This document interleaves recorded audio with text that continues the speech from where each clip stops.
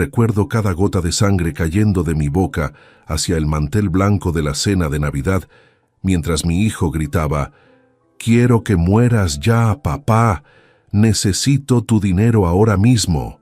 Sus puños no paraban de golpear mi rostro, y lo peor no fue el dolor físico, sino comprender en ese momento que había criado a un asesino que llevaba años planeando mi muerte. Antes de continuar, suscríbete y activa la campanita, porque cada día publicamos nuevas historias. Deja tu like y cuéntanos en los comentarios, ¿desde qué ciudad y país nos ves?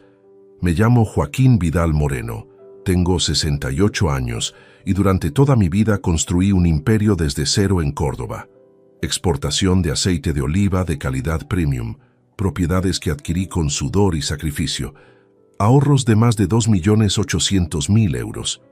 Creía que había enseñado a mi hijo Adrián los valores que realmente importaban: trabajo honrado, respeto, dignidad. Pero la noche del 25 de diciembre de 2023, descubrí que había fallado como padre de manera más profunda de lo que jamás imaginé. Esa mañana, Adrián llamó diciendo que vendría a cenar con su esposa Nerea y su hijo Unai, de 16 años. Hacía casi 3 meses que no nos reuníamos todos. Preparé la casa, encargué el pavo en la carnicería de don Ramón, compré vinos de La Rioja que Adrián siempre había disfrutado. Mi hermana Rosa ayudó con los postres.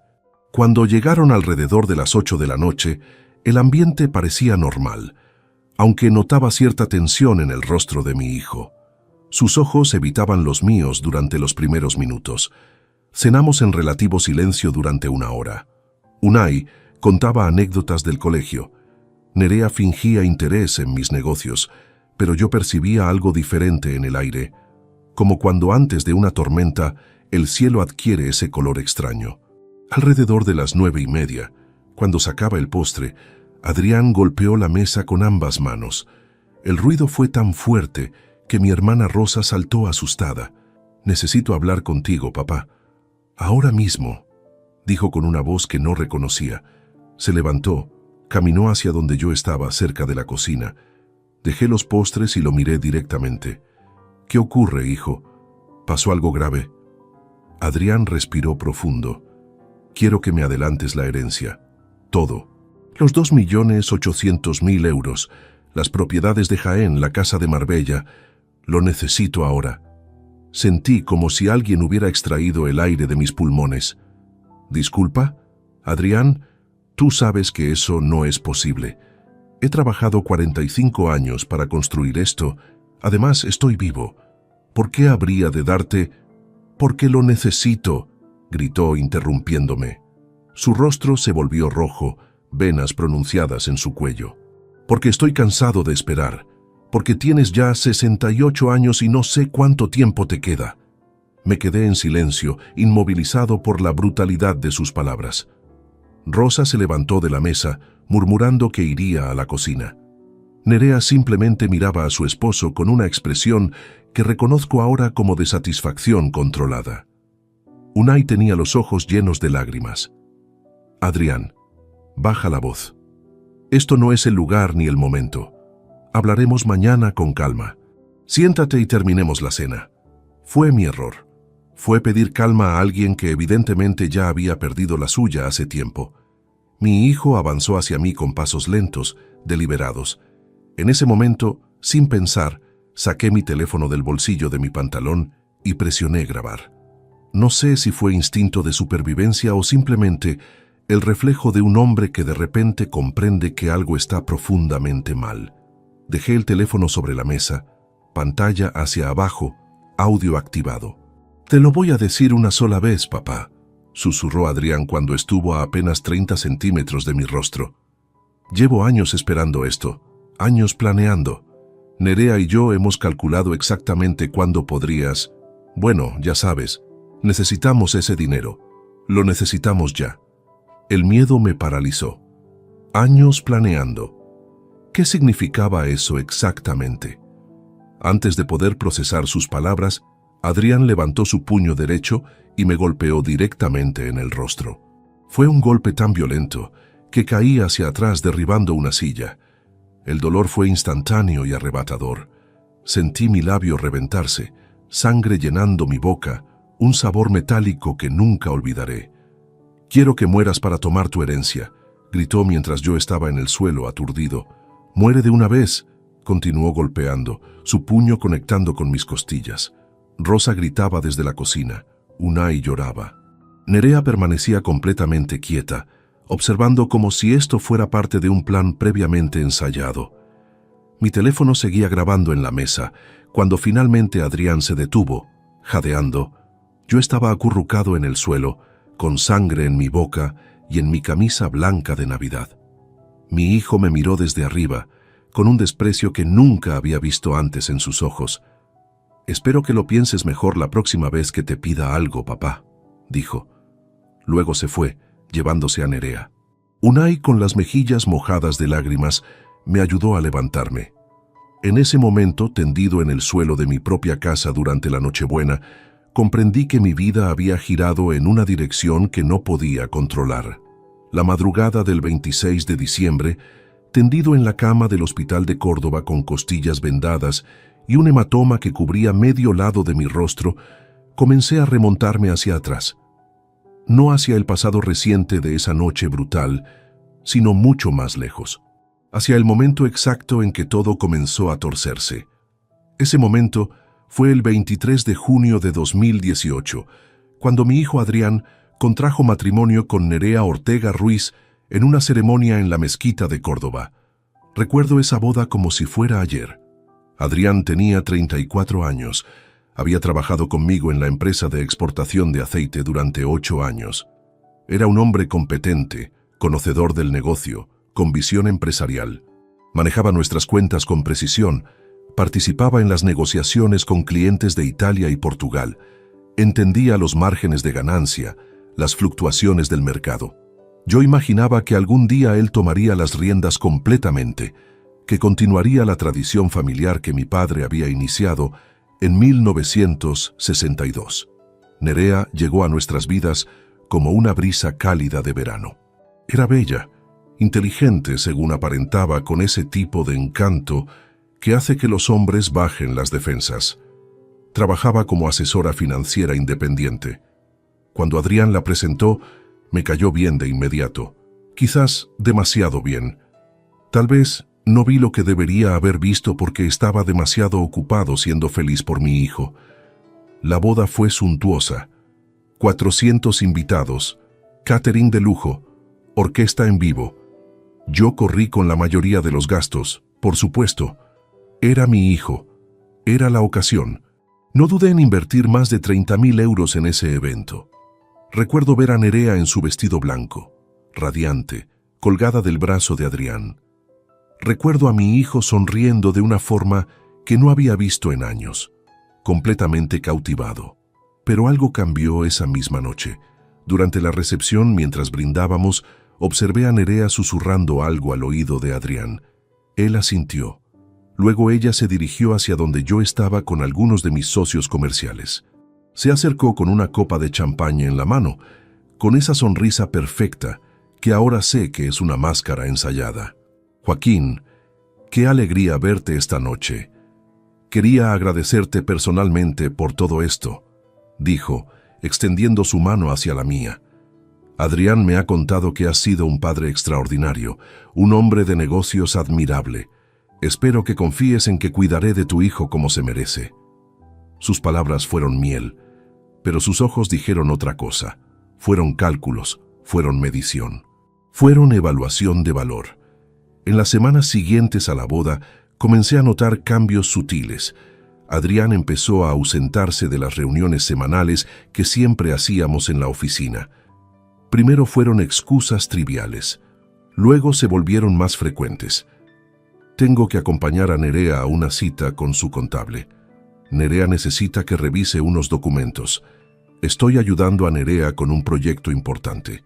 6 meses después de la boda, Adrián me informó que quería reducir sus horas en la empresa, que necesitaba espacio personal, que Nerea había sugerido que podría dedicarse a otros proyectos de consultoría privada que ella estaba desarrollando.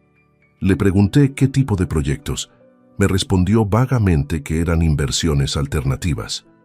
Para finales de 2018, Adrián prácticamente había desaparecido de la operación diaria del negocio. Su escritorio en la oficina permaneció vacío durante semanas. Las llamadas que realizaba quedaban sin respuesta hasta horas después. Cuando asistía a reuniones, llegaba tarde, con la mente claramente en otro lugar. Intenté hablar con él en múltiples ocasiones. «Adrián, ¿está todo bien? Pareces distante últimamente». Su respuesta fue siempre la misma. «Papá, Nerea y yo estamos explorando oportunidades nuevas. Quizás el aceite no es nuestro futuro». ¿Nuestro futuro? Ese lenguaje me perturbó. No era mi futuro, era nuestro. Como si Nerea ya hubiera absorbido completamente a mi hijo, como si él fuera una extensión de su propia ambición. Lo que no sabía en ese momento era que Nerea estaba sistemáticamente aislando a Adrián de mí. Controlaba sus horarios, manejaba sus redes sociales, decidía qué eventos sociales atendería y cuáles no. Yo lo vería años después en los reportes del detective privado que contraté. Mensajes de correo electrónico donde Nerea escribía a mi hijo: «Tu padre es un anciano que no entiende el mundo moderno. Sus negocios están obsoletos. Nosotros necesitamos construir algo diferente, algo que sea nuestro». En 2019, Adrián y Nerea compraron una casa en las afueras de Córdoba, en la urbanización Los Almendros. Una propiedad que costó 430.000 euros. Dinero que, según después descubrí, provenía de préstamos bancarios que Nerea había gestionado bajo el nombre de Adrián. Mi hijo no tenía capital propio para tal inversión, pero Nerea sabía cómo acceder a crédito, cómo presentar documentación de manera astuta. Unai nació en marzo de 2019. Cuando sostuve a mi nieto en brazos en el hospital, creí que ese sería un punto de inflexión, un momento que acercaría nuevamente a Adrián conmigo. Nada podría estar más lejos de la verdad. Nerea usó el nacimiento como otra herramienta de control. «Adrián necesita enfocarse en la familia ahora», decía cada vez que yo invitaba a mi hijo a eventos empresariales. «No es el momento para negocios, Joaquín. Tu hijo tiene responsabilidades nuevas». Para finales de 2019, Adrián prácticamente se había convertido en una presencia fantasmal en mi vida. Visitaba mi casa de manera cada vez menos frecuente. Las llamadas telefónicas se espaciaban. Cuando nos encontrábamos, había una frialdad en su trato que no podía explicar. Me acusaba de ser demasiado trabajador, de haber descuidado la familia durante mi juventud. Palabras que claramente no provenían de su propia reflexión, sino que eran susurradas por Nerea en la intimidad de su hogar. En 2020, mientras el mundo se cerraba por la pandemia, Adrián se alejó completamente. Se negó a asistir a las cenas familiares. Alegaba restricciones de movilidad. Cuando finalmente lo visité en su casa en Los Almendros con barbijo y distancia de seguridad, Nerea abrió la puerta y simplemente dijo: «Adrián prefiere no tener visitas en este momento. Espera que entiendas». ¿Entender? ¿Cómo un padre entiende ser excluido así por su propio hijo?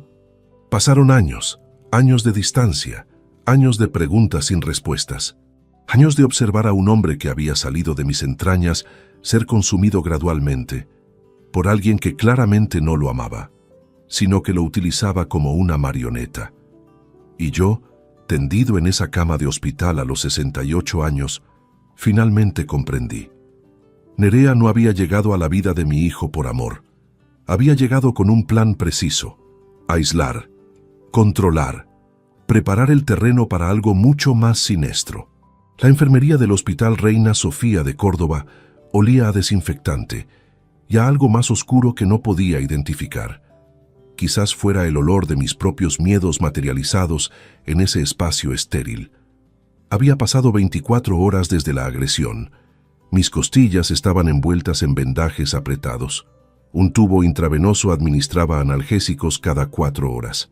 Mi labio superior lucía como si perteneciera a un boxeador después de 12 asaltos. La mañana del 27 de diciembre, mientras permanecía inmóvil en esa cama, recibí una visita inesperada. Adrián entró a la habitación acompañado de Nerea. Su expresión fingía preocupación, pero sus ojos revelaban algo completamente diferente. Calculaban, medían, evaluaban.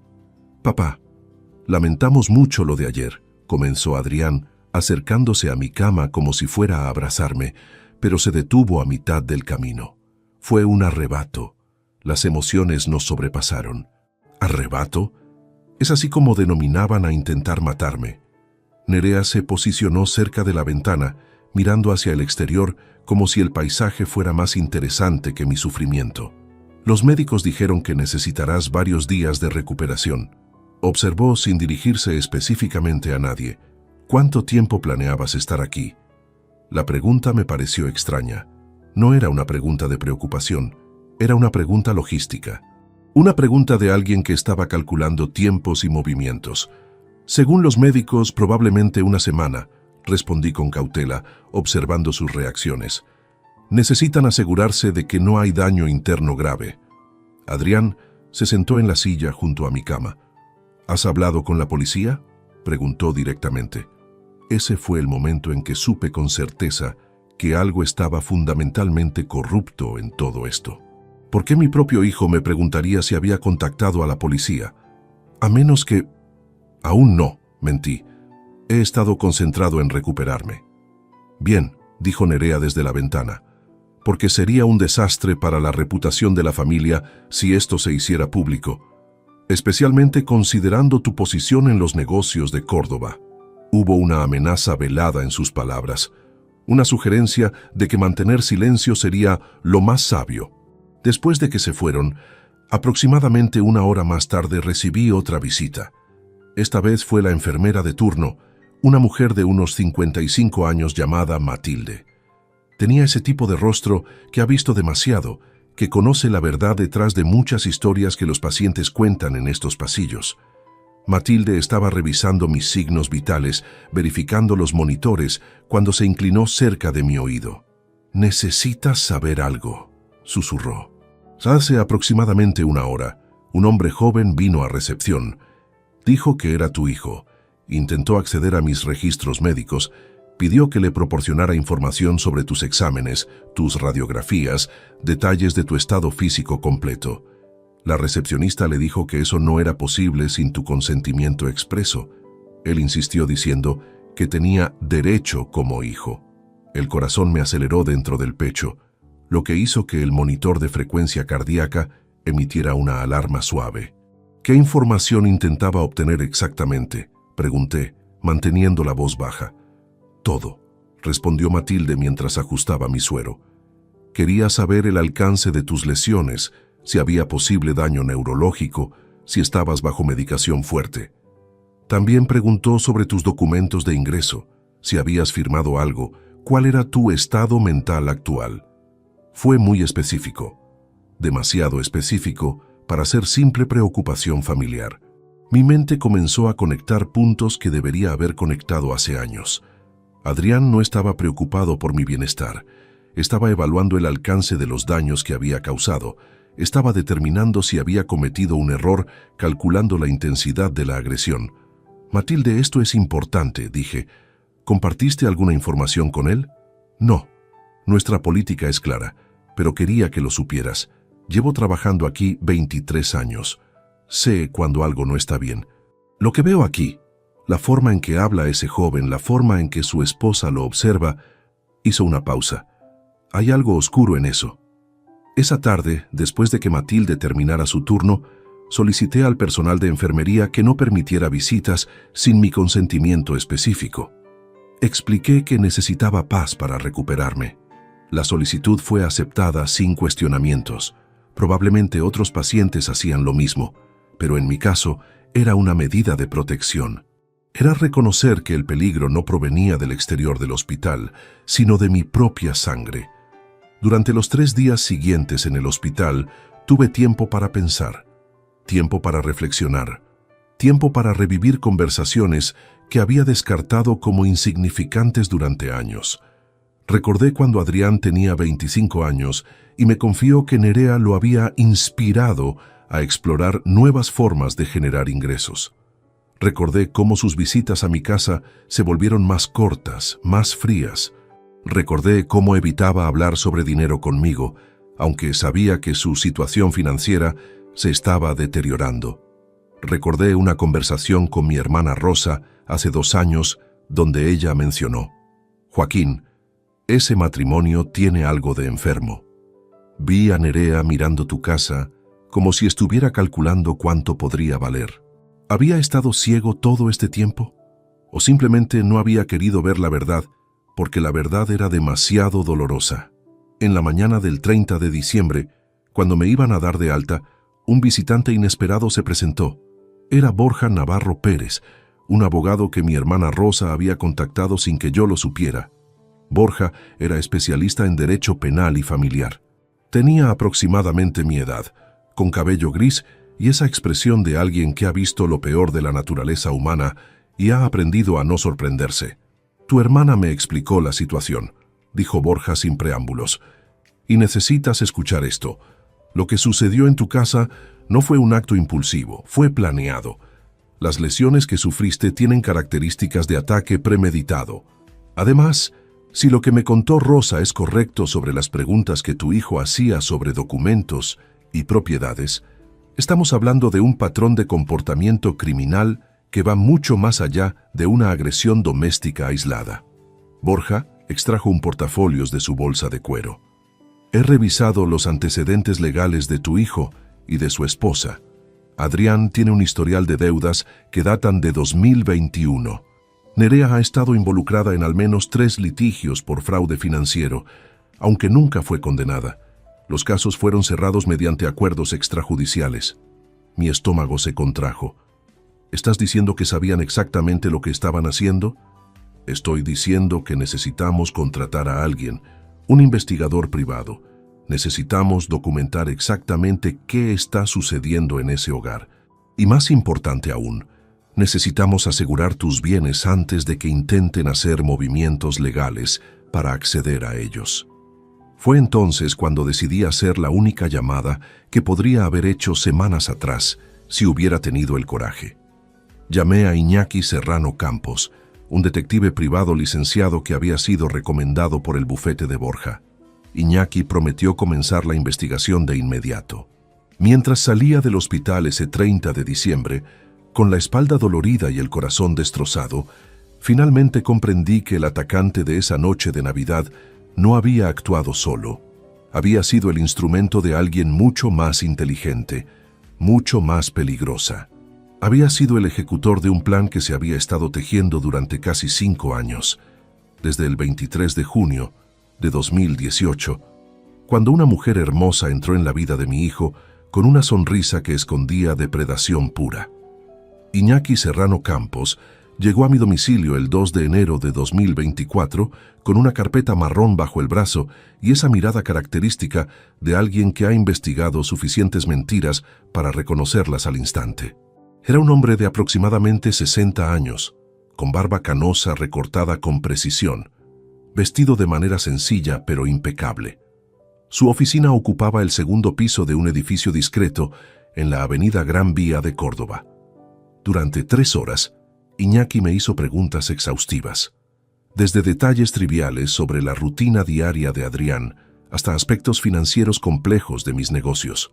Tomaba notas en una libreta pequeña, asintiendo ocasionalmente, sin interrumpir mis explicaciones. Cuando finalmente cerró su libreta, me miró directamente a los ojos. «Esto va a ser complicado», dijo simplemente, «pero voy a necesitar acceso a tus registros bancarios, documentos de propiedad, cualquier comunicación que hayas tenido con tu hijo en los últimos 3 años, y voy a necesitar que me autorices formalmente para realizar investigaciones sobre las finanzas de Adrián y Nerea». Le proporcioné todo lo que pidió: acceso a mis cuentas bancarias, documentos de las propiedades, correos electrónicos que había conservado, mensajes de texto, incluso la grabación de esa noche de Navidad que extraje de mi teléfono y guardé en un dispositivo de almacenamiento seguro. Durante las 2 semanas siguientes, mientras yo me recuperaba de mis heridas en mi residencia de Córdoba, Iñaki trabajaba incansablemente.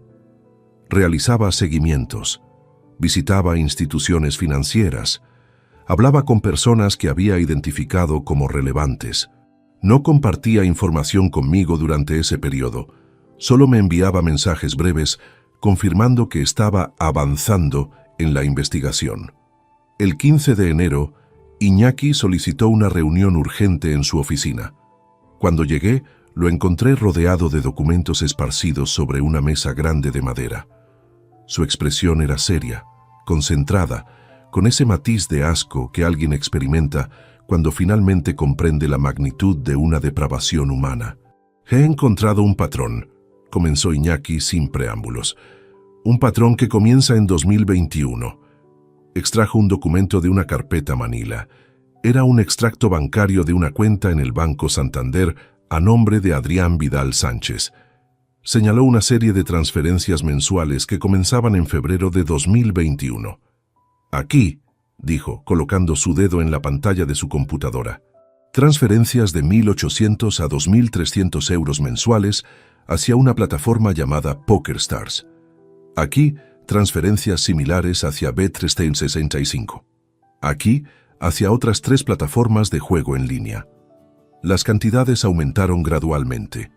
En enero de 2023, tu hijo estaba transfiriendo más de 4.000 euros mensuales hacia estos sitios.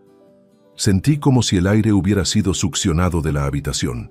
«¿Cuánto en total?» «120.000 euros», respondió Iñaki sin vacilar. «Desde febrero de 2021 hasta octubre de 2023. 120.000 euros gastados en plataformas de juego en línea». Continuó desplegando más documentos, extractos de tarjetas de crédito, solicitudes de préstamos personales, líneas de crédito que Adrián había abierto sin mi conocimiento. Todo pintaba un cuadro de un hombre atrapado en una espiral de deuda cada vez más profunda. «Hay más», continuó Iñaki. «Aquí está lo interesante. En marzo de 2023, aproximadamente 9 meses antes de la agresión, tu hijo y su esposa solicitaron un préstamo hipotecario adicional sobre la propiedad de los Almendros, un préstamo de 150.000 euros. El propósito declarado fue renovación del hogar. En realidad, fue desembolsado directamente a una cuenta de Nerea Ortega». Iñaki abrió otra carpeta. «Aquí están los movimientos de esa cuenta. Transferencias fraccionadas, probablemente para evadir detección de lavado de dinero, hacia cuentas en Luxemburgo. Después de eso, la pista se vuelve difusa, pero todo sugiere que Nerea estaba moviendo dinero hacia jurisdicciones externas». «¿Estás diciendo que robaron?» «Estoy diciendo que obtuvieron dinero bajo falsos pretextos», aclaró Iñaki. «¿Fue robo técnicamente?» «Eso depende de cómo un fiscal interprete los hechos, pero sin duda fue fraude hipotecario». Luego Iñaki extrajo un documento que me dejó congelado. Era un correo electrónico impreso, fechado en agosto de 2023, de Nerea hacia Adrián. «He conseguido esto mediante canales que prefiero no explicar en detalle», dijo Iñaki, «pero es auténtico, míralo». El correo decía: «Adrián, hemos gastado demasiado. La situación es insostenible. Tu padre tiene más de 2.800.000 euros. Sus propiedades valen otro 1.400.000. Su negocio genera aproximadamente 400.000 al año. No podemos seguir así. Necesitamos acelerar el plan. Habla con él sobre la herencia. Presiona. Si no funciona, vamos a necesitar tomar medidas más drásticas. Tu padre no vivirá para siempre. Podemos hacer que esto suceda mucho antes. N». Leí el correo 3 veces.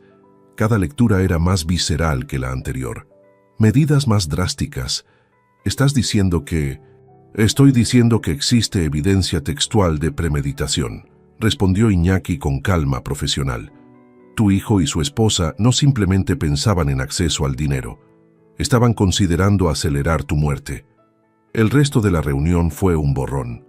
Iñaki habló sobre documentación forense, sobre cómo proceder legalmente, sobre la importancia de proteger mis bienes inmediatamente. Pero lo único que escuchaba en mi cabeza era esa frase: «Podemos hacer que esto suceda mucho antes». Ese correo electrónico fue lo que selló finalmente mi determinación. No era solo que Adrián me hubiera golpeado, era que lo había planeado, que su esposa lo había animado, que estaban considerando seriamente el asesinato como una solución a sus problemas financieros. Al salir de la oficina de Iñaki esa tarde del 15 de enero, llamé a Borja Navarro. «Necesito cambiar mi testamento», le dije sin preámbulos. «Y necesito hacer algunos movimientos financieros inmediatos. Después de eso, vamos a presentar cargos criminales contra mi hijo». Esa noche, en mi estudio, rodeado de los documentos que Iñaki había recopilado, tomé una decisión que sabía que alteraría el curso de mi vida para siempre. Iba a protegerme, iba a proteger a mi familia, y iba a garantizar que Adrián enfrentara las consecuencias de lo que había hecho, no solo a mí, sino a la inocencia que quedaba en nuestro apellido. El 18 de enero de 2024, Iñaki me convocó nuevamente a su oficina. Esta vez su expresión era diferente. No era solo seriedad profesional. Era algo más próximo a la indignación controlada de alguien que ha descubierto una conspiración que trascendía los límites de lo que había anticipado inicialmente. «Encontré algo», dijo, colocando una carpeta gruesa sobre la mesa. «Algo que necesitas ver antes de tomar cualquier decisión legal definitiva». Abrió la carpeta. Dentro había documentos de propiedades, registros notariales, comunicaciones electrónicas impresas. Iñaki comenzó a explicar metódicamente lo que había descubierto durante las últimas 72 horas de investigación intensiva. En julio de 2022, tu hijo presentó una solicitud ante la Notaría de Córdoba para transferencia de la propiedad rural en Jaén. La propiedad que valuamos en 350.000 euros. La solicitud incluía tu firma, o más precisamente, una falsificación de tu firma. Iñaki extrajo 2 documentos colocándolos lado a lado. Aquí está tu firma auténtica de hace 3 años en un contrato empresarial. Aquí está la firma en el documento de transferencia. Nota las diferencias sutiles, la presión del bolígrafo, el ángulo de las letras, el espaciamiento. Un perito grafotécnico me confirmó que la segunda es definitivamente una falsificación. Mi corazón comenzó a acelerarse. ¿Qué sucedió con la transferencia? ¿Se completó? Casi, respondió Iñaki. La notaría requería confirmación adicional. Cuando llamaron a tu número de teléfono registrado, fue tu hermana Rosa quien respondió. Ella aseguró que habría un error administrativo. La transferencia fue detenida. De lo contrario, tu propiedad habría sido vendida sin tu conocimiento a una tercera parte, dinero que presumiblemente habría terminado en manos de Adrián y Nerea. Iñaki continuó desplegando más información. Búsquedas en Internet que había rastreado en el navegador de Adrián. Investigaciones sobre cómo declarar incapacidad legal de ancianos. Consultas sobre procedimientos de interdicción para ancianos con demencia. Sitios web sobre asilos especializados para adultos mayores. Todo registrado entre septiembre y noviembre de 2023. Joaquín, dijo Iñaki lentamente, tu hijo y su esposa no solo estaban considerando asesinato, estaban investigando activamente cómo declararte legalmente incapacitado. El plan era probablemente múltiple. Primero, intenta obtener dinero directamente mediante manipulación emocional o falsificación. Si eso falla, decláralo senil, obtén poder legal sobre sus bienes y procede con la transferencia de assets bajo la autoridad legal como su tutor. Sentí náuseas. ¿Hay más? Mucho más, confirmó Iñaki. Extrajo entonces una serie de correos electrónicos entre Adrián y Nerea, fechados en noviembre de 2023, apenas semanas antes de la agresión de Navidad. Leyéndolos en voz alta, Adrián, ¿has hablado con papá sobre lo de la herencia como te sugería? Nerea, no quise presionar, pero sé que estamos en una situación crítica, las deudas están fuera de control. Adrián, hablé con él la semana pasada. Se negó rotundamente. Nerea, entonces procederemos al plan B. Necesitamos acelerar esto. Tu padre tiene 68 años. No sabemos cuánto tiempo nos queda.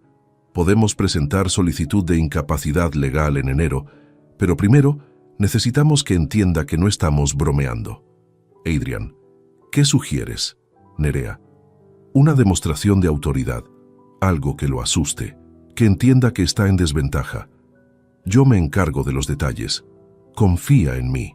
Esa última frase fue enviada el 20 de noviembre, aclaró Iñaki, 35 días antes de la agresión. Apenas podía procesar lo que estaba escuchando. No era un hijo enfurecido que actuaba impulsivamente, era un complot coordinado. Era una conspiración meticulosa con múltiples fases, con contingencias, con objetivos específicos. Iñaki entonces hizo algo que no anticipé. Se levantó y caminó hacia una pared donde tenía una serie de fotografías pegadas. Fotografías de vigilancia. Mostraba a Adrián y Nerea en diferentes ubicaciones. Banco, notaría, oficina de un abogado, entrada de un edificio administrativo municipal. He estado siguiendo sus movimientos durante 14 días, explicó Iñaki. Adrián visitó la oficina de registros civiles en 2 ocasiones. Nerea contactó a 3 abogados diferentes, todos especialistas en derecho de familia y procedimientos de incapacidad. El 3 de enero de 2024, 3 días después de tu salida del hospital, Adrián completó una solicitud preliminar para declararte incapacitado mentalmente. La solicitud está en revisión administrativa. Será procesada en aproximadamente 2 semanas si nadie la impugna. Eso fue el punto de quiebre para mí. No fue la agresión, no fueron los correos. Fue la comprensión de que ni siquiera después de fracasar con la violencia, ellos continuaban ejecutando el plan. Seguían adelante como si nada hubiera sucedido, como si no hubieran aprendido nada. Iñaki me observó durante varios segundos. Luego preguntó, ¿qué quieres hacer? Quiero destruirlos, respondí sin pensar. Luego más calmadamente añadí, quiero protegerme, quiero proteger a mi familia, y quiero que enfrenten consecuencias legales reales. Esa noche, llamé a Unai por primera vez desde la agresión. Mi nieto respondió al segundo timbre. Su voz parecía nerviosa, como si dudara si debería hablar conmigo. Unai, necesito preguntarte algo, y necesito que me digas la verdad, dije suavemente. ¿Cuándo fue la última vez que escuchaste a tu padre y tu madre hablar sobre mí?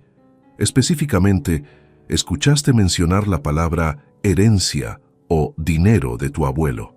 Hubo un silencio prolongado.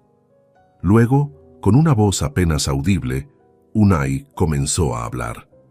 Me contó que había escuchado a sus padres discutiendo repetidamente durante meses, que había escuchado a su madre diciendo que tu abuelo está en el camino de nuestra fortuna, que había escuchado a su padre respondiendo que no podemos esperar mucho más, que la noche anterior a la cena de Navidad, Unai los había escuchado planificando específicamente la confrontación con su abuelo.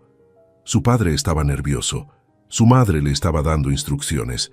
No pierdas los nervios hasta después de que presione, hazlo creer que está en verdadero peligro, golpéalo lo suficiente para que entienda que hablamos en serio. Unai lloró mientras me contaba esto.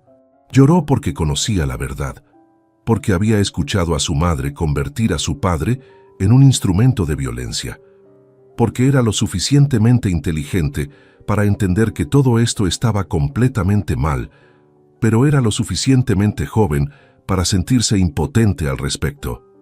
«Abuelo», preguntó Unai con una voz quebrada, «¿van a ir a la cárcel?» «Sí, cariño», respondí. «Van a tener que responder por lo que han hecho». Pasé 3 días en silencio absoluto después de hablar con Unai. 3 días donde apenas comí, donde dormía irregularmente, donde el peso de la realidad se asentaba sobre mis hombros como una losa de granito. Borja Navarro me había recomendado que tomara tiempo para reflexionar antes de proceder con acciones legales. Dijo que los casos, como el mío, donde la motivación era claramente económica y la premeditación estaba documentada, requerían una estrategia cuidadosamente orquestada. Pero yo no quería estrategia, quería verdad. Quería que mi familia comprendiera exactamente lo que había sucedido, y quería hacerlo cara a cara, en un espacio donde no pudieran huir, donde no pudieran fingir inocencia. El 23 de enero de 2024 convoqué una reunión familiar. No fue fácil. Llamé a Adrián directamente y le informé que necesitaba verlo junto con Nerea, que Rosa estaría presente, que Unai también debería asistir. Hubo resistencia inmediata. «¿Para qué necesitas vernos, papá?», preguntó Adrián con esa falsa preocupación que ahora reconocía como su máscara habitual. ¿Estás bien? ¿Hay problemas de salud? Solo preséntate en la casa a las 19 horas, respondí sin más explicaciones. Esa tarde, mientras esperaba su llegada, sentí un miedo que no había experimentado ni siquiera durante la agresión. Era el miedo de un padre confirmando definitivamente que su hijo era un extraño, que los 19 años que había dedicado a criarlo, a enseñarle valores, a construir un negocio junto a él, habían sido completamente anulados por la influencia de una mujer y sus propias debilidades morales. Rosa llegó primero, alrededor de las 18:30. Llevaba una carpeta con copias de toda la documentación que Iñaki había recopilado. Cuando entró a la sala de estar, me abrazó sin decir nada. No necesitábamos palabras. Mi hermana había sido testigo de cómo la familia se había desmoronado gradualmente, y aunque había intentado advertirme, sabía que el peso completo de la verdad aún no había sido completamente procesado por mí. A las 19 horas exactas, Adrián, Nerea y Unai cruzaron la puerta principal. Nerea entraba primero, con esa postura de seguridad que caracterizaba a los depredadores. Adrián la seguía, mirando alrededor como si no hubiera estado en esa casa durante años. Unai venía atrás, sus ojos claramente hinchados de haber llorado recientemente. «Gracias por venir», comencé, manteniendo mi voz deliberadamente calmada.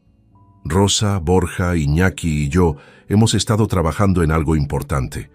Necesito que todos escuchen lo que vamos a compartir». Borja y Iñaki ya estaban esperando en la sala.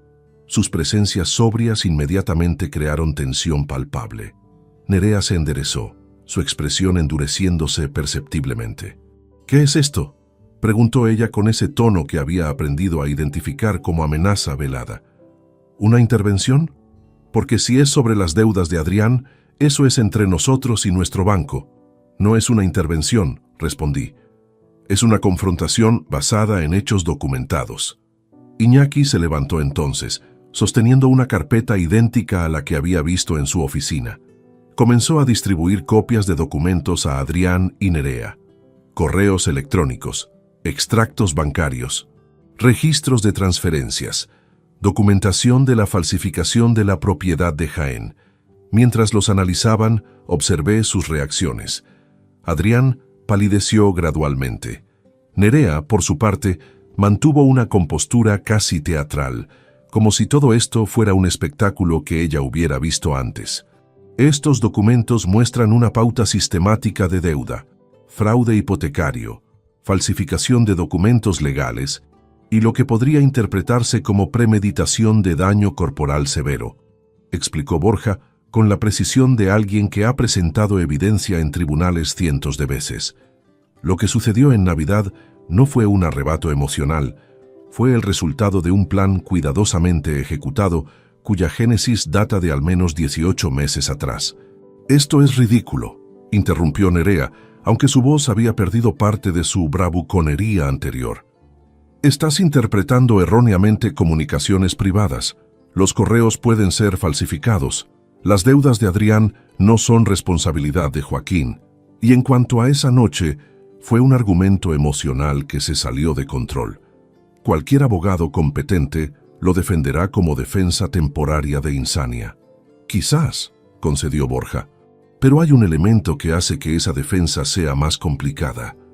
La solicitud que presentaste, Adrián, el 3 de enero para declarar a tu padre incapacitado mentalmente.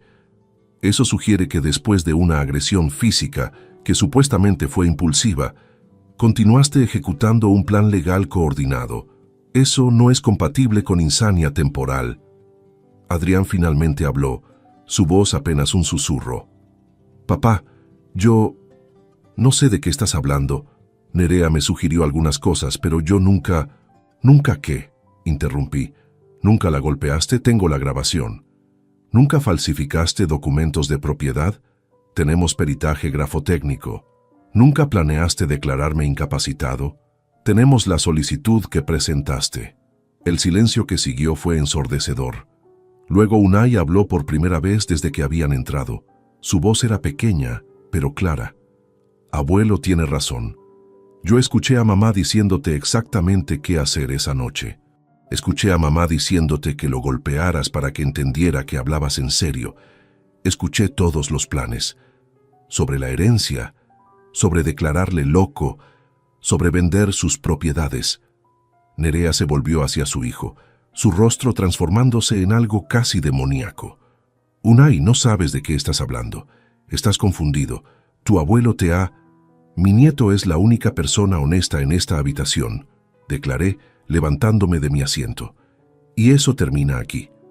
Adrián, he modificado mi testamento. Estás completamente excluido de cualquier herencia. Mis bienes irán a un fondo fiduciario para Unai, accesible solo cuando cumpla 25 años. He transferido mis activos principales a cuentas que están protegidas legalmente de cualquier reclamación que intentes hacer. Continué sin permitir interrupciones.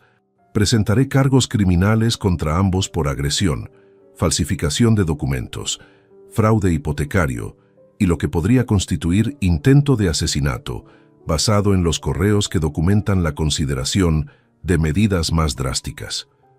Borja está presentando una orden de restricción. No podrás acercarte a mí, a mi propiedad o a mi empresa a menos de 100 metros. Si la violas, serás encarcelado. Adrián comenzó a llorar. Nerea permanecía inmóvil, su máscara finalmente resquebrajada para revelar la verdadera naturaleza que había estado ocultando durante años. «Vamos, Unai», dije, extendiendo mi mano hacia mi nieto. «Tú vienes conmigo. Tu madre ha hablado bastante por hoy». Mientras Unai se levantaba y tomaba mi mano, vi algo en sus ojos que me rompió el corazón aún más. Alivio. El alivio de un niño que finalmente había sido escuchado, cuya verdad había sido validada, cuya carga había sido compartida. Fue entonces cuando realmente comprendí el alcance del daño. No solo me habían traicionado a mí, habían traicionado a un adolescente inocente, obligándolo a ser cómplice de sus planes, obligándolo a guardar secretos que lo estaban devorando desde adentro. Los 30 días que siguieron a esa confrontación fueron los más intensos de mi vida. No emocionalmente, aunque ciertamente lo fueron. Me refiero a la intensidad de las decisiones, a la magnitud de las transformaciones que debía ejecutar. Borja y su equipo legal trabajaban incansablemente presentando documentación ante los tribunales. Pero mientras ellos navegaban el sistema judicial, yo tenía que enfrentar algo más fundamental: desmantelar la vida que había construido durante 45 años. La decisión de vender la empresa de exportación de aceite no fue impulsiva, aunque así pudiera parecer externamente. Había reflexionado sobre ello durante 2 semanas después de la confrontación con Adrián. Cada mañana despertaba en la casa, donde había vivido durante 32 años, rodeado de muebles que habían sido testigos de momentos felices que ahora parecían contaminados por la traición. La empresa, que había sido mi legado profesional, mi orgullo, mi conexión con mi padre y su padre antes de él, se había convertido en algo diferente. Representaba continuidad con Adrián. Representaba esperanza de que algún día heredaría algo de valor, algo de significado. Pero esa esperanza estaba muerta. A principios de febrero, contacté a 3 firmas de inversión privada que habían mostrado interés en adquirir la compañía durante los últimos años. Todas habían presentado ofertas preliminares en el pasado. La más reciente, de un fondo de inversión llamado Ibérica Capital Partners, había evaluado la operación en 2.900.000 euros. Ese número, aunque sustancial, no era lo que me motivaba. Era el cierre. Era la eliminación de ese vínculo que Adrián pudiera utilizar como argumento para reclamar derechos hereditarios sobre algo que yo había construido con mis propias manos. El proceso de venta fue metodológico: contratar auditores independientes, facilitar acceso a registros financieros, negociar términos. Todo fue relativamente simple, porque Ibérica Capital Partners estaba genuinamente interesada en la operación. La empresa de exportación de aceite de Córdoba tenía una reputación sólida, clientes establecidos, márgenes de ganancia consistentes. Para un fondo de inversión, era un activo atractivo. Lo que fue difícil fue el aspecto emocional. Una tarde, Mientras revisaba los últimos documentos de venta en la oficina que había ocupado durante más de 4 décadas, me encontré llorando sin control frente a una fotografía antigua. Mostraba a mi padre, a mí a los 30 años y a Adrián a los 8 años, todos sonriendo frente a nuestros primeros camiones de distribución. Esa foto representaba 3 generaciones de dedicación, de sacrificio, de esperanza. Y la estaba vendiendo porque mi hijo había intentado matarme. Rosa entró a la oficina en ese momento y simplemente se sentó a mi lado sin decir nada. Después de varios minutos preguntó, ¿te arrepientes? No, respondí, pero duele. El dolor es el precio de haber amado, replicó Rosa con la sabiduría que caracterizaba a mi hermana. Y todavía amas a Adrián, aunque no lo quieras reconocer. Por eso duele tanto. Tenía razón, por supuesto. Seguía amando al hijo que alguna vez fue. Seguía buscando en mi mente al adolescente que ayudaba en la oficina después de la escuela, que bromeaba con los empleados, que parecía genuinamente interesado en continuar la tradición familiar. Pero ese hijo ya no existía. Había sido reemplazado por un extraño que compartía su rostro y su nombre. El 26 de febrero de 2024, la venta de la empresa fue finalizada. Los fondos, aproximadamente 2.930.000 euros después de impuestos y comisiones, fueron transferidos a 3 cuentas bancarias separadas que había establecido bajo la asesoría de Borja. Una cuenta estaba asegurada específicamente para Unai, en fideicomiso hasta que cumpliera 25 años. Las otras 2 estaban bajo protección legal que hacía prácticamente imposible que Adrián las reclamara, incluso si ganaba algún tipo de litigio futuro. Simultáneamente, había comenzado el proceso de modificación testamentaria. El documento original, redactado 15 años atrás, designaba a Adrián como heredero principal, con cláusulas que proporcionaban a Nerea ciertos beneficios de viudedad. Ese documento fue cancelado completamente. El nuevo testamento, redactado por Borja, establecía que mis bienes serían distribuidos de la siguiente manera: 60% al fondo fiduciario de Unai, 30% a Rosa y sus hijos, 10% a organizaciones benéficas que se especializaban en protección a menores y víctimas de abuso doméstico. Adrián no recibía nada, nada de los bienes materiales, nada de la herencia, nada del legado empresarial. Documenté cada paso del proceso, grabé comunicaciones con mi contador, conservé copias de todos los documentos legales. Cada transacción financiera fue registrada meticulosamente, no porque desconfiara de Borja o de mis abogados, sino porque sabía que Adrián intentaría cuestionar estas decisiones, que argumentaría que yo estaba bajo algún tipo de influencia, que buscaría anular el testamento basándose en afirmaciones de incompetencia mental. Durante este periodo, también tuve que tomar decisiones sobre mis propiedades inmobiliarias. Poseía 3 propiedades además de la casa donde vivía en Córdoba. La propiedad rural de Jaén, que Adrián había intentado falsificar, una casa de vacaciones en Marbella, un apartamento de inversión en Madrid. Después de reflexión considerable, decidí vender todas ellas. No las necesitaba. A mi edad, viajar constantemente ya no tenía el mismo atractivo que en años anteriores. Las propiedades representaban complejidad administrativa y, más importante, representaban activos que Adrián podría reclamar o sobre los cuales podría ejercer presión. La venta de la propiedad de Jaén fue la más significativa.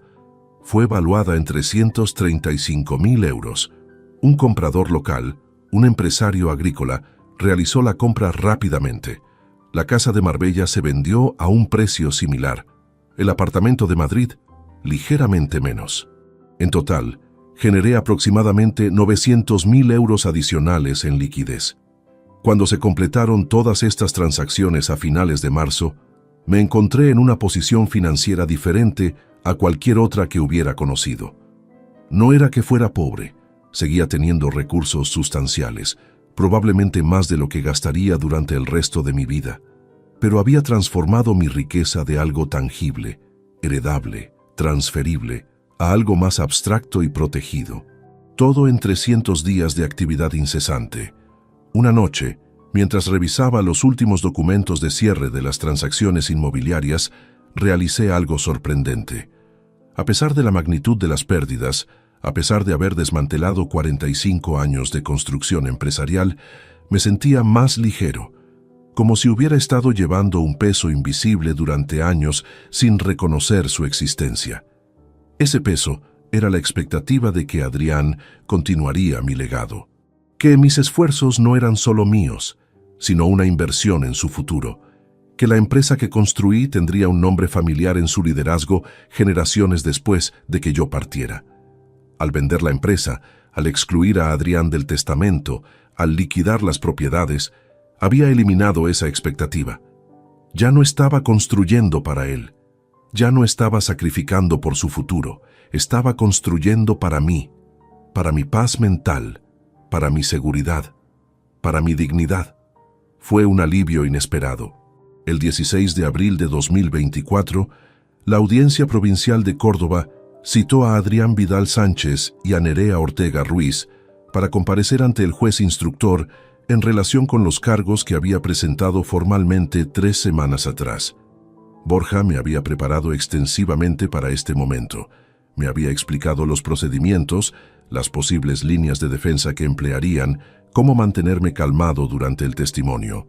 Pero ninguna cantidad de preparación podría haber replicado la realidad de sentarme frente a mi hijo y su esposa mientras un juez escuchaba evidencia sobre sus intenciones de causarme daño severo.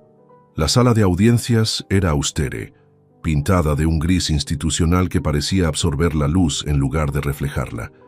Me senté en la sección de testigos, junto a Borja, quien tenía ante él una carpeta gruesa de documentación. Al otro lado de la sala, Adrián y Nerea estaban acompañados por su abogado defensor, un hombre llamado Vicente Ruiz Campos, que había adquirido cierta notoriedad en Córdoba por defender a criminales de cuello blanco en casos de fraude. El juez, un magistrado de aproximadamente 65 años llamado Fernando García López, comenzó revisando los cargos formales: agresión grave, falsificación de documentos, fraude hipotecario, intento de incapacitación fraudulenta, premeditación basada en evidencia textual. Presentaremos primero la evidencia de grabación, anunció Borja. La grabación de esa noche de Navidad fue reproducida en los altavoces de la sala. Escuchar nuevamente los gritos de Adrián, sus palabras sobre planificar mi muerte, el sonido de sus puños impactando mi cuerpo, fue visceral. No importa cuántas veces hubiera escuchado esa grabación durante los meses anteriores, cada reproducción me transportaba de vuelta a ese momento específico donde mi mundo se había desmoronado. Cuando terminó la reproducción, el juez García López se ajustó las gafas y miró directamente a Adrián. ¿Reconoces tu voz en la grabación? Adrián no respondió inicialmente. Su abogado le susurró algo al oído. Luego, en voz baja, Adrián admitió: sí, pero fue en el contexto de una discusión emocional. No representa mis verdaderas intenciones. ¿No representa tus verdaderas intenciones?, replicó el juez, sus cejas elevándose. Sin embargo, en la grabación claramente expresas deseos de que tu padre fallezca para acceder a una herencia. ¿Eso también fue emocional? Vicente Ruiz intervino. Mi cliente está pasando por dificultades financieras significativas. En un momento de estrés extremo, expresó sentimientos de frustración que fueron ampliados de manera desproporcionada por la confrontación. Pero expresar frustración bajo presión no es delito. Borja se levantó. Con respeto, la defensa ignora la evidencia textual que precede a esta confrontación por meses. Puedo presentar correspondencia entre el acusado y su esposa que planifica específicamente esta confrontación. Correspondencia que usa el lenguaje de demostración de autoridad y referencia a medidas más drásticas. Eso no es frustración espontánea, eso es premeditación. Lo que siguió fue una presentación metódica de evidencia que duró aproximadamente 3 horas. Iñaki fue llamado a testificar sobre sus hallazgos. Presentó extractos bancarios que mostraban 120.000 euros en transferencias a plataformas de juego. Mostró la solicitud de incapacitación, que Adrián había presentado 3 días después de la agresión. Explicó la falsificación de la propiedad de Jaén. Luego fue el turno de un perito grafotécnico que había sido contratado por el tribunal. Presentó análisis comparativo de la firma auténtica de Adrián versus la falsificada en el documento de transferencia de propiedad. Sus conclusiones fueron inequívocas. La firma en el documento de transferencia no fue hecha por mí. Era una falsificación deliberada. Cuando me llamaron a testificar, caminé hacia la caja de testigos con deliberada lentitud. Quería que el juez viera mi edad, las cicatrices de las lesiones que aún eran visibles en mi rostro, la realidad física de lo que había sucedido. Borja me interrogó primero, permitiéndome relatar la noche de Navidad de manera completa, sin interrupciones. Describí cómo Adrián había llegado a mi casa, cómo había demandado que adelantara la herencia, cómo había perdido el control cuando rechacé la solicitud. Luego, durante el interrogatorio cruzado, Vicente Ruiz intentó desacreditar mi versión. No es verdad, señor Vidal, que usted ha estado favoreciendo a su hermana Rosa sobre su hijo durante años, que Adrián sintió que estaba siendo marginado en el negocio familiar. Eso es completamente falso, respondí. Adrián fue marginado porque decidió abandonar el negocio voluntariamente tras influencia de su esposa. ¿Y ahora está buscando venganza contra su hijo mediante estas acusaciones?, presionó Vicente. No estoy buscando venganza, respondí calmadamente.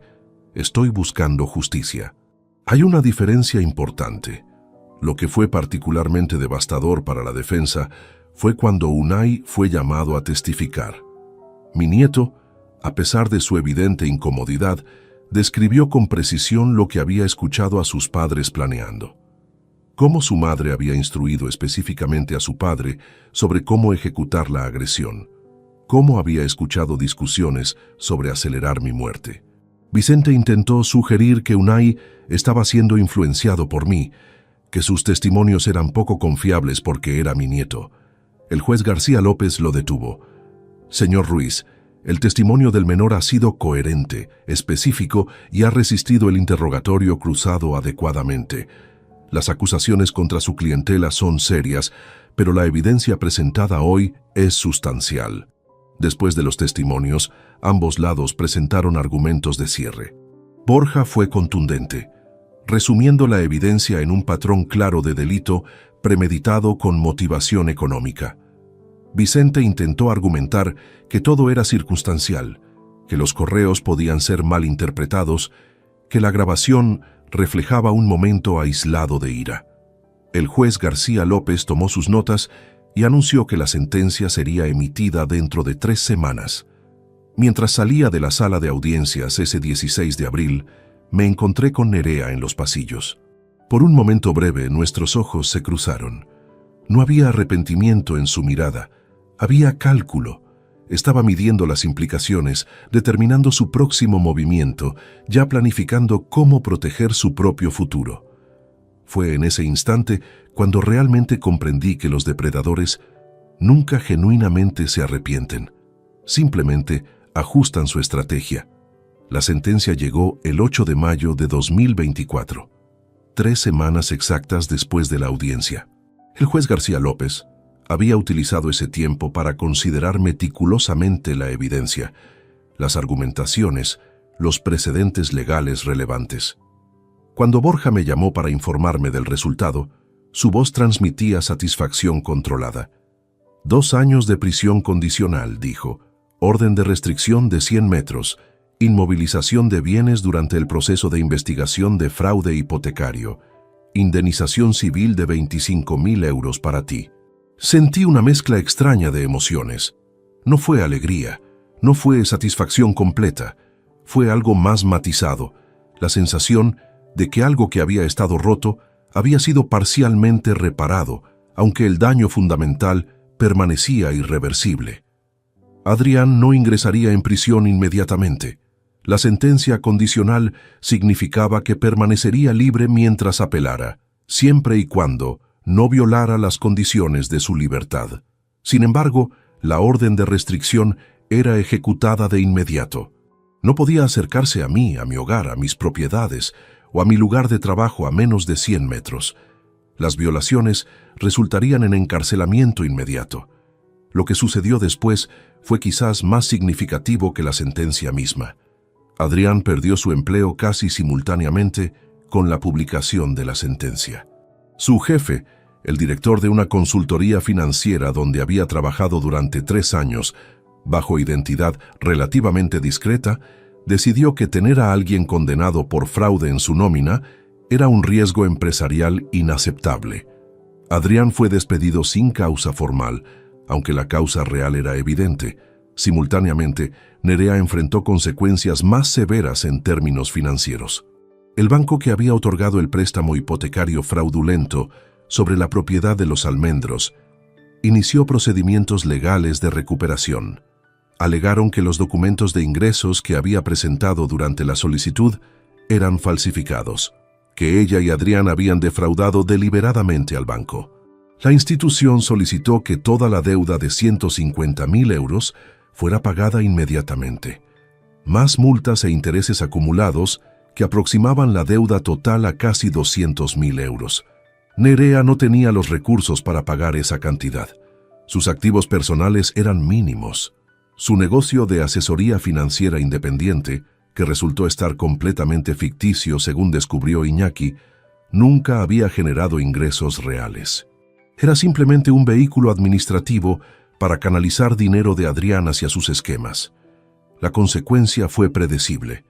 Nerea fue obligada a solicitar divorcio de Adrián, no por razones románticas, sino por razones puramente estratégicas. Si permanecían casados, los acreedores podrían perseguir los bienes conjuntos. Divorciándose, ella intentaba proteger cualquier activo que pudiera reivindicar bajo su nombre único. Iñaki me mantuvo informado de estos desarrollos a través de actualizaciones regulares. Vio a Adrián siendo expulsado de la casa en Los Almendros en junio de 2024. Vi a Nerea listando la propiedad para venta forzada. Vi cómo el imperio de mentiras que habían construido se desmoronaba con la velocidad de una estructura de arena bajo olas persistentes. A mediados de junio, aproximadamente una semana después de que Adrián fue expulsado del hogar matrimonial, Iñaki presentó información adicional que había descubierto. Adrián había estado viviendo en un apartamento de alquiler modesto en la periferia de Córdoba, en una urbanización que no era precisamente de baja categoría, pero que era sustancialmente menos opulenta que su vida anterior. Su red social se había contraído dramáticamente. Amigos de negocios que una vez lo rodeaban habían desaparecido. Sus ingresos, que alguna vez habían sido estables, ahora eran inexistentes. Fue durante este periodo que comencé mis propios preparativos para dejar Córdoba. No fue una decisión impulsiva. Había estado considerándola desde febrero. Córdoba estaba saturada de recuerdos que ahora eran tóxicos. Cada calle recordaba a la familia que una vez fue. Cada negocio recordaba a la empresa que ya no poseía. Cada rincón de la ciudad parecía contaminado por la traición. Seleccioné Valencia como mi destino. Era suficientemente distante de Córdoba para representar un verdadero cambio, pero no tan lejana como para ser impráctica en términos de asuntos legales continuos. Era una ciudad costera, algo que siempre había encontrado atractivo. Era un lugar donde podría reconstruir sin el peso constantemente presente de lo que había perdido. En junio, contraté a agentes inmobiliarios para que me ayudaran a encontrar un apartamento apropiado. Después de revisar múltiples propiedades, seleccioné un apartamento de 2 dormitorios en una zona residencial segura cerca de la playa. Era modesto comparado con mi residencia anterior en Córdoba, pero eso era precisamente el punto. No quería ostentación, quería funcionalidad, quería paz. El mudanza ocurrió el 24 de junio de 2024. Rosa me ayudó junto con 2 de mis sobrinos. Mientras empacaba mis posesiones personales, me encontré descartando muchísimo. Fotografías familiares que ahora parecían como mentiras visuales. Regalos de Adrián que representaban momentos que ahora sabía que habían sido transaccionales. Recuerdos que una vez valoré, pero que ahora parecían contaminados. Lo que llevé conmigo era deliberadamente mínimo. ropa, libros, documentos importantes, fotografías de mis padres, algunas piezas de arte que había adquirido a lo largo de los años. Lo demás fue vendido, donado o simplemente descartado. Cuando cerré la puerta de mi casa de Córdoba por última vez, no sentí la tristeza que hubiera esperado. Sentí alivio, como si estuviera abandonando un lugar embrujado por fantasmas de promesas rotas. Valencia me recibió con calor de junio. Mientras arreglaba mi nuevo apartamento, Iñaki continuaba sus labores de investigación a distancia, monitoralizando a Adrián y proporcionándome actualizaciones periódicas. Mi hijo había obtenido un empleo modesto en una empresa de logística, ganando aproximadamente 1.200 euros mensuales. No era suficiente para cubrir sus obligaciones financieras. Estaba viviendo literalmente día a día, sin recursos, sin perspectivas profesionales, sin la red de seguridad que su padre una vez había proporcionado. No sentí satisfacción al enterarme de esto. Sentí principalmente indiferencia. La persona con la que había compartido 25 años de vida ya no existía en mi conciencia emocional. Había sido reemplazada por un extraño cuyas acciones tenían consecuencias, pero cuyo sufrimiento ya no me tocaba personalmente. En julio de 2024, establecí una pequeña consultoría de asesoría en comercio de aceite de oliva. No fue por necesidad financiera, fue por necesidad psicológica. Necesitaba trabajo, necesitaba propósito, necesitaba reafirmar que mi identidad no estaba completamente ligada a mi rol como padre o empresario principal. Podía ser más que eso. Podía ser alguien nuevo en una ciudad nueva, reconstruyendo desde los fragmentos de quien había sido. Adrián apareció en mi vida nuevamente el 18 de septiembre de 2024, 3 meses después de mudarme a Valencia. 3 meses durante los cuales había intentado construir una existencia que no girara completamente alrededor del trauma de su traición. Recibí una llamada telefónica inesperada mientras estaba en mi oficina de consultoría, revisando especificaciones de envío para un cliente en Italia. El número no estaba en mis contactos, pero reconocí el prefijo como de Córdoba.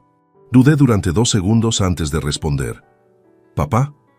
La voz era de Adrián, pero diferente, más pequeña, más cautela. Necesito hablar contigo. Mi primer instinto fue colgar. Mi segundo instinto fue escuchar. Elegí el segundo. ¿Cómo obtuviste este número?, pregunté manteniéndome deliberadamente neutral. Había sido muy cuidadoso de no permitir que información de contacto personal circulara ampliamente después de mudarme. Borja me proporcionó el número. Dijo que ya no había conflicto legal en que nos comunicáramos directamente, mientras respetara la orden de restricción. Papá, necesito verte. Necesito explicarte algunas cosas. No hay nada que explicar, Adrián. Los tribunales ya han oído suficiente. Por favor, insistió. Su voz contenía algo que parecía genuino. O quizás era simplemente un depredador más refinado ahora, mejor en el arte de la manipulación emocional. No te estoy pidiendo que me perdones. No estoy pidiendo que confíes en mí. Solo necesito que me escuches. Una vez, eso es todo. Contra mi mejor juicio accedí a una reunión, pero no en Valencia. Eso era demasiado territorio neutral, demasiado íntimo. Sugerí que nos encontráramos en un café público en Córdoba. Neutral, presenciado, controlado. El 23 de septiembre, conduje de vuelta a Córdoba por primera vez desde mi partida en junio. La ciudad parecía simultáneamente familiar y extraña, como si la hubiera visitado en una vida anterior y ahora estuviera viendo a través de los ojos de alguien completamente diferente. Adrián llegó al café aproximadamente 10 minutos después de que yo llegara. Se veía destrozado. No metafóricamente, literalmente. Había perdido peso significativo. Su ropa, que alguna vez había sido impecable, ahora mostraba signos de desgaste. Sus ojos tenían ese aspecto hundido de alguien que no estaba durmiendo adecuadamente. Se sentó frente a mí sin pedir permiso. Durante varios segundos simplemente me miró, como si estuviera tratando de ubicar al hombre que alguna vez había conocido dentro del extraño que estaba viendo. Pasé por terapia, comenzó sin preámbulos. un psiquiatra recomendado por mi abogado. Durante los últimos 5 meses he estado asistiendo a sesiones semanales. Al principio no quería estar allí. Creía que era una formalidad legal, pero después de algunas semanas comencé a ser honesto con el terapeuta sobre mi vida, sobre mis decisiones, sobre cómo había permitido que Nerea manipulara mi comportamiento completamente. Escuché sin interrumpir. Era una táctica que había aprendido durante los últimos meses. El silencio a menudo era más revelador que cualquier pregunta que pudiera hacer. Nerea no fue simplemente una mala influencia, continuó Adrián. Fue deliberadamente diseñada para aislarme, para hacerme dependiente de ella. Cuando no cumplía sus demandas, usaba manipulación emocional. Cuando eso no funcionaba, usaba intimidación. Yo era demasiado débil para resistir. Creo que parte de mí sabía siempre que lo que estábamos haciendo estaba mal, pero era más fácil seguir su guía que confrontarla. ¿Dónde está Nerea ahora?, pregunté, más por interés práctico que por curiosidad genuina. En Málaga, con alguien nuevo, probablemente alguien más con recursos que explotar. No tenemos contacto, es mejor así. Hizo una pausa. Papá, lo que sucedió en Navidad, lo que planeamos durante meses antes de eso, no puedo simplemente disculparme y esperar que eso lo arregle. Causé daño grave. Intenté robar de ti. Intenté aislar tu mente mediante documentos fraudulentos. Su voz se quebró. Literalmente se quebró. Lágrimas comenzaron a descender por sus mejillas. Para alguien que durante 5 meses había operado bajo la premisa de que su hijo era incapaz de genuina emoción, fue perturbador. Sé que no merece tu perdón, continuó Adrián cuando recuperó la compostura parcialmente. Pero necesitaba que supieras que reconozco lo que hice. No estoy pidiendo que regreses conmigo. No estoy pidiendo que volvamos a ser como antes. Solo necesitaba que escucharas que realmente entiendo cuán profundamente te traicioné. Observé a mi hijo durante varios minutos sin hablar. Estaba tratando de determinar si esto era genuino o simplemente una táctica más sofisticada. Un intento de reconstruir algún tipo de relación que él pudiera explotar posteriormente. Pero luego realicé que realmente no importaba si era genuino o no. Genuinidad no anulaba daño. Arrepentimiento no restauraba confianza que había sido rota tan fundamentalmente. Adrián, dije finalmente, tu terapia es tu responsabilidad, no la mía. El hecho de que estés procesando lo que sucedió es positivo para ti, pero eso no cambia nada entre nosotros. No cambia que intentaste matarme. No cambia que falsificaste documentos. No cambia que planificaste sistemáticamente destruir mi vida. Lo sé, respondió. He pasado 5 meses construyendo una vida nueva en Valencia. He pasado 5 meses evitando pensar en ti, porque cada pensamiento sobre ti era un viaje de vuelta a esa noche de Navidad. He pasado 5 meses redefiniendo quién soy sin ti en mi vida, y eso ha sido libertador. Adrián asintió lentamente, como si comprendiera que no había argumentación que pudiera refutar esa verdad.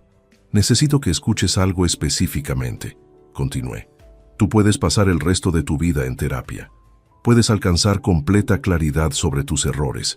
Puedes convertirte en la mejor versión de ti mismo. Pero eso no significa que confiaré en ti nuevamente. Eso no significa que permitiré que regreses a mi vida. Confianza no es algo que se recupera con tiempo y buenas intenciones. Confianza, una vez destruida tan completamente, está muerta.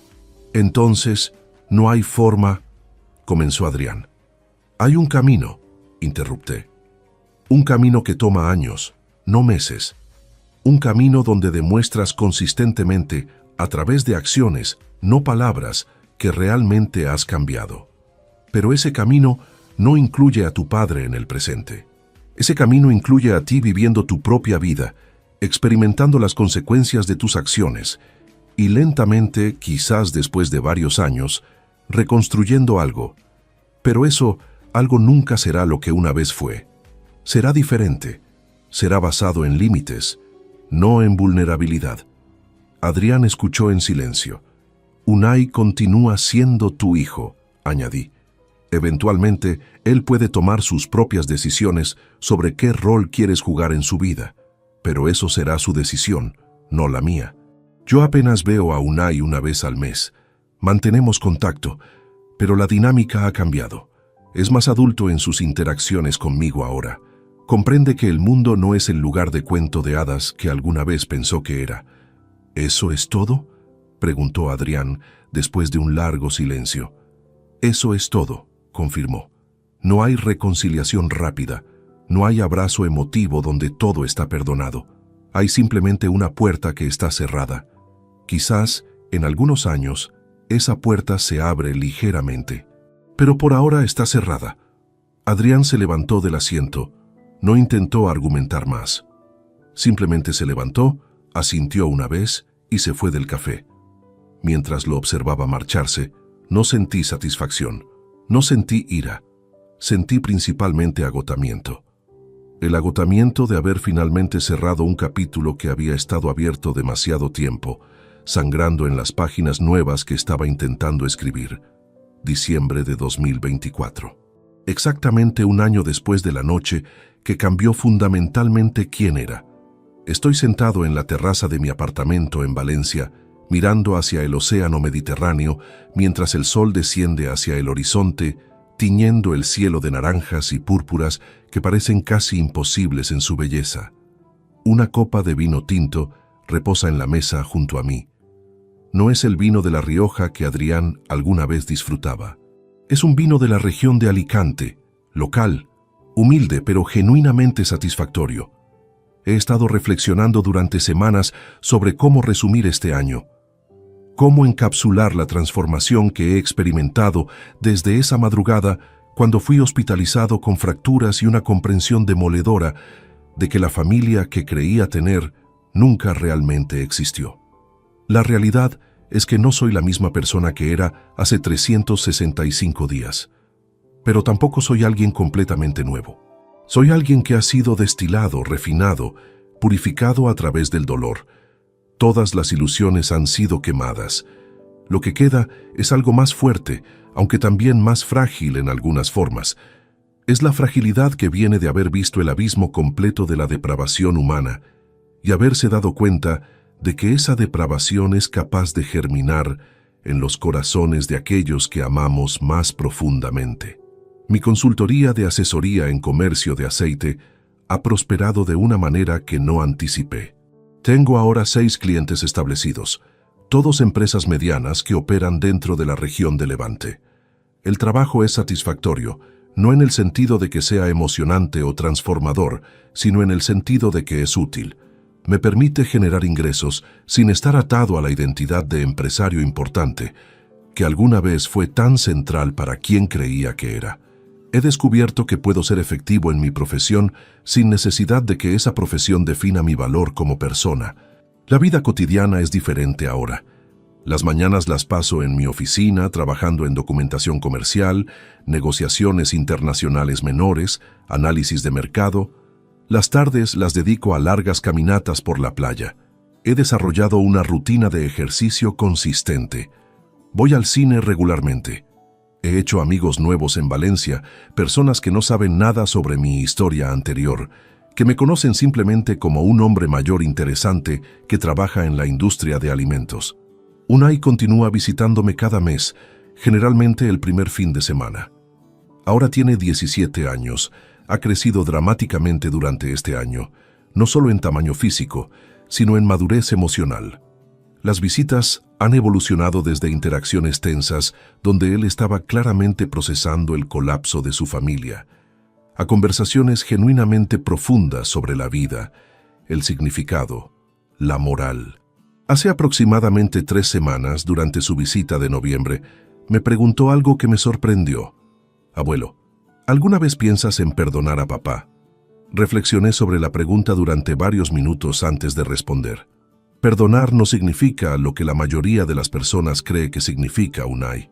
Perdonar no significa decir que lo que alguien hizo está bien. No significa permitir que esa persona regrese a tu vida sin cambios fundamentales.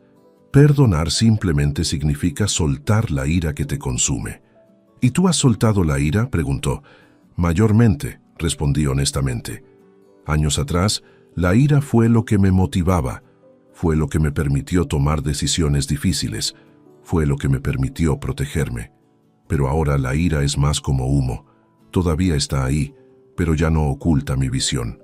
Puedo verla, reconocerla y elegir no permitir que me controle. Unai asintió, procesando eso. Tu padre está reconstruyendo su vida, continué. Es un proceso lento. Probablemente enfrentará luchas financieras durante años. Probablemente experimentará momentos de desesperación. Eso es las consecuencias de sus acciones. Yo no estoy causando eso. Simplemente estoy permitiendo que las consecuencias naturales de lo que hizo permanezcan sin interferencia de mi parte. Rosa me visita regularmente también.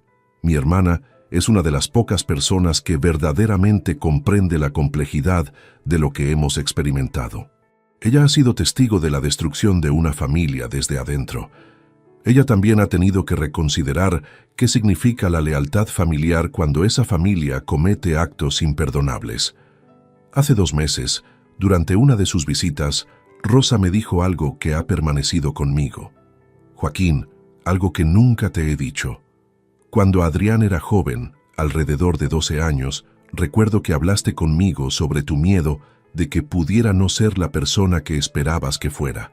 Dijiste que veías en él una tendencia a tomar atajos, a buscar la ruta fácil.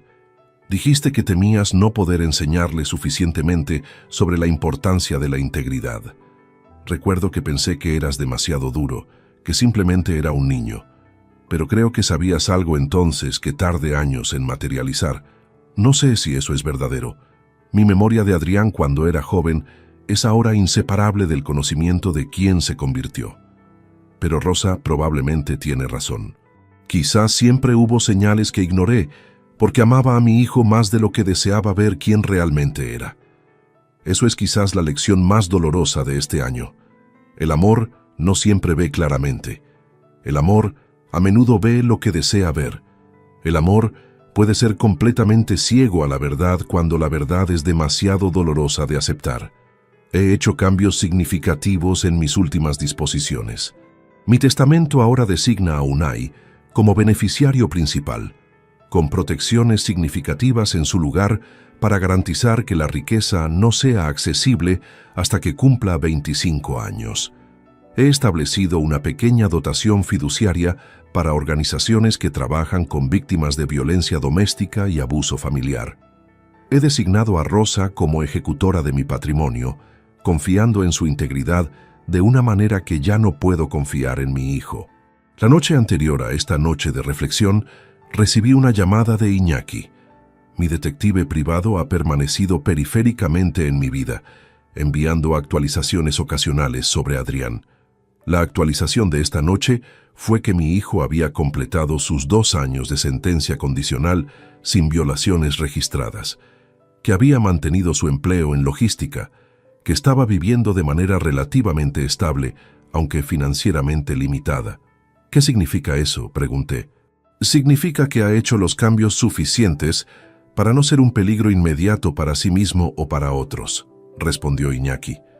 Si eso es genuino o simplemente superficial, no puedo determinarlo, pero externamente está operando como un ciudadano funcional. Eso es suficiente para mí. No necesito que Adrián se redima. No necesito que se convierta en alguien admirable. Simplemente necesito que viva de una manera que no represente una amenaza continua. Mientras termino mi vino y observo el océano transformarse de oro a gris, a medida que el sol desaparece completamente, comprendo que este es el punto donde termina mi historia. No porque haya llegado a un final definitivo. La vida continúa. Unai seguirá creciendo. Eventualmente llegarán más cumpleaños, más navidades, más momentos ordinarios de existencia humana. Pero la saga de la traición, del descubrimiento, del conflicto, de la transformación, de la ruptura final con Adrián, termina aquí. Termina en un lugar donde un hombre está sentado junto al océano, en paz consigo mismo, no porque todo esté resuelto, sino porque ha aprendido que la paz no requiere resolución completa. Requiere simplemente la aceptación de que algunas cosas quebradas nunca se reparan completamente. Y eso está bien. Porque también requiere que comprendamos que podemos ser alguien nuevo, alguien mejor, alguien más sabio, construido sobre los cimientos de lo que una vez fuimos, pero no prisioneros de ello. Un año después de esa noche de Navidad, yo soy libre, no porque el daño haya sido Eracet, sino porque finalmente he aceptado que el daño es parte de mí ahora, y eso es precisamente lo que me permite reconstruirme de una manera que la inocencia nunca podría haber permitido. Si esta historia te ha gustado, apóyanos con un like, suscríbete al canal y déjanos tus opiniones en los comentarios. Para escuchar la siguiente historia, haz clic en la caja que aparece a la izquierda. Gracias por acompañarnos.